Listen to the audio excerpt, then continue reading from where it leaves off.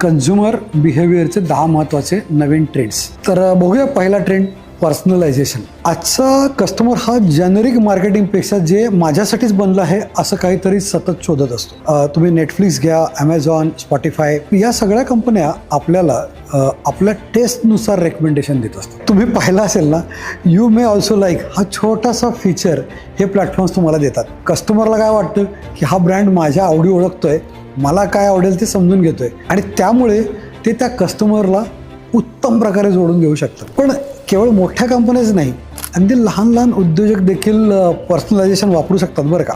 म्हणजे उदाहरण द्यायचे झाले तर व्हॉट्सॲपवर कस्टमरचं नाव लिहून त्यांना मेसेज पाठवू शकता. ईमेलमध्ये त्यांच्या आधीचा खरेदीचा रेफरन्स देऊ शकता. स्टोअरमध्ये गेल्यावर आपण मागच्या वेळेला हे घेतलं होतं याची आठवण करून देऊ शकता. काही छोटे उद्योजक हे करतही असतील. तर ही जी छोटी छोटी जेस्चर्स आहेत ती ब्रँड आणि कस्टमर यांच्यात एक मोठा इमोशनल बॉन्ड तयार करतात, दुवा साधतात आणि कस्टमरला पुन्हा पुन्हा तुमच्याकडे खरेदीसाठी आणतात. तर हा होता आपला पहिला ट्रेंड, पर्सनलायझेशन. पुढचा ट्रेंड आहे डिजिटल फर्स्ट.